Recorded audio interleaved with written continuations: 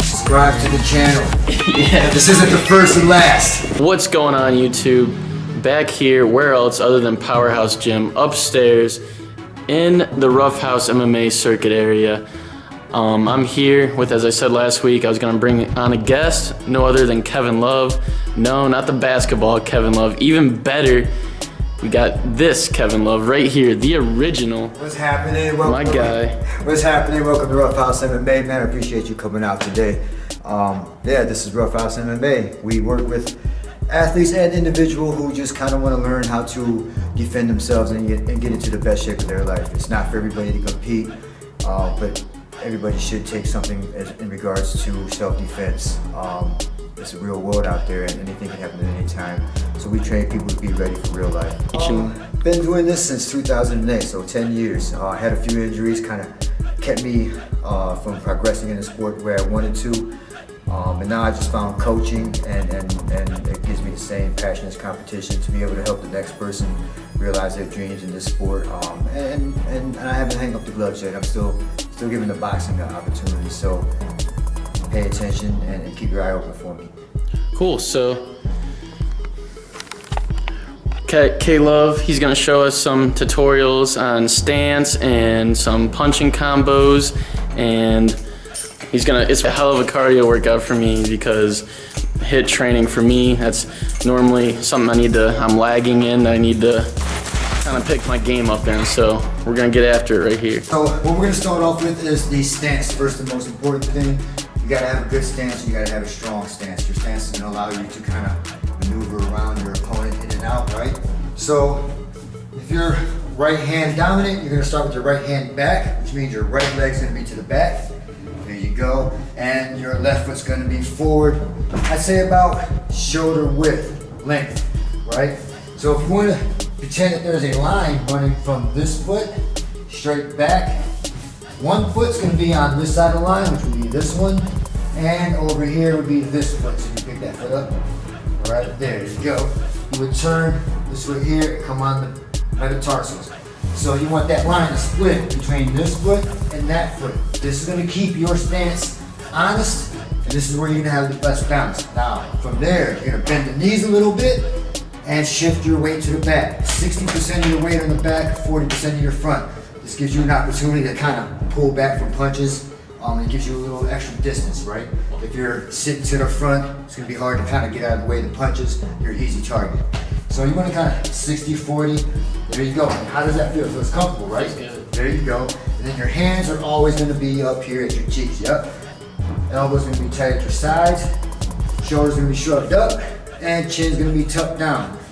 Your delts here are going to protect this side of your cheek. This is a knockout zone. It doesn't take a lot to knock you out. All right. So we're always going to be tight in our stance. So there's your stance right there. That's how you should pretty much be looking in your stance. So when you throw the jab right here, I'm going to take a step forward with my jab. Notice when I throw the jab, I keep my chin tucked and my shoulder right here to defend my cheek.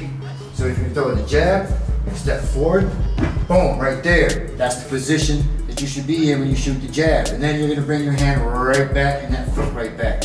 So when you throw it across, his hip is going to turn and his back foot's going to pivot. There you go, same thing. That chin's gonna be tucked into the shoulder, protect that counter punch, and there's his cross. And then he's going to bring it right back. The lead hook is going to be here. This is going to be a difficult punch. It's one of the hardest punches to learn how to throw because it's very technical.